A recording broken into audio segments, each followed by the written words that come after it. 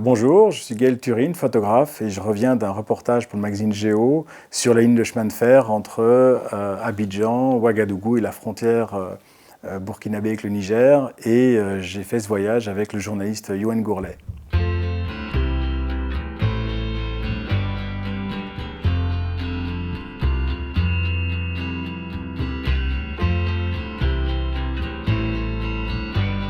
Ce voyage est une espèce de voyage transversal où on a abordé les aspects économiques, politiques, environnementaux, religieux, culturels, tout au long de ces centaines de kilomètres qui séparent le point A à la destination finale.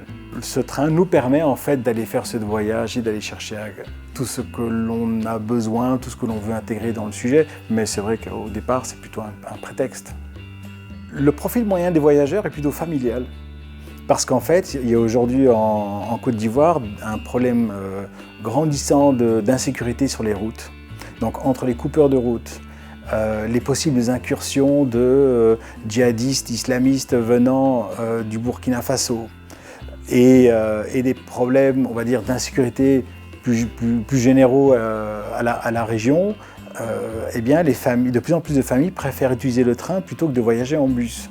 Ce train s'appelle le train Bolloré, parce que cette ligne de chemin de fer qui relie Abidjan à Ouagadougou est le premier tronçon d'un grand projet ferroviaire sur lequel travaille le groupe Bolloré depuis des années, qui devrait en fait faire une boucle partant de Abidjan, montant vers Ouagadougou, traversant la frontière du Niger, passant par Niamey et redescend vers le port de Cotonou et Lomé.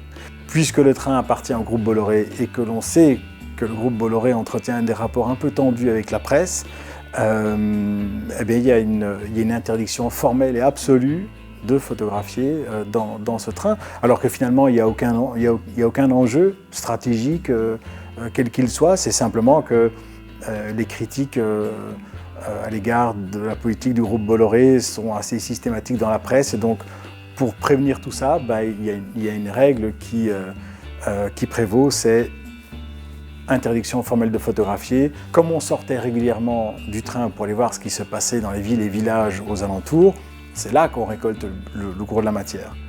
Néanmoins, pour la construction d'un sujet comme celui-là, il faut quand même montrer à quoi ressemble ce train et de quoi il s'agit.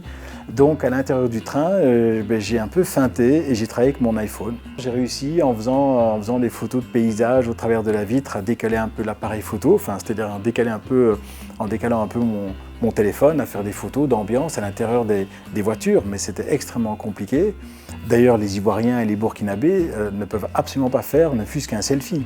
J'ai voulu photographier avec un drone tout au long du trajet parce que ce train traverse des environnements urbains et ruraux quand même très différents, et que pour rendre compte au lecteur de cette grande traversée, le drone peut être un outil idéal. Donc, en fait, la technique, c'était laquelle? C'était d'abord, si on voulait avoir le train dans la photo, il fallait connaître les horaires, jongler avec les horaires, précéder le passage du train, trouver un endroit où se garer, essayer de se rapprocher au maximum du rail, ce qui n'est pas toujours possible, notamment dans les zones forestières primaires, et lever son drone, repérer le rail et attendre que le train passe. Et c'est vrai qu'il y a eu quelques scènes assez drôles parce que je lève mon drone et puis j'attends le train, je sais qu'il doit arriver. Moi, je suis en contact avec quelqu'un qui est proche de la gare, qui peut me prévenir si le train va démarrer. Donc, je sais que 6 minutes plus tard, le train devra arriver. Le problème, c'est qu'après 12 minutes, le train n'est toujours pas là. Donc, ma batterie s'écroule, je dois ramener le drone, vite changer de batterie. Là, il m'appelle pour me dire qu'en fait, le train est parti, il y a eu du retard, donc je dois vite renvoyer le drone au-dessus du rail. Et j'arrive vraiment à la dernière seconde pour faire quelques photos. Et du coup, on a ce train qui traverse cette forêt primaire absolument magnifique. Et donc j'ai répété cette opération à 2-3 endroits. Et voilà, c'est quand même le bon moyen d'illustrer et de montrer, de donner du contexte pour voir où on est, quoi.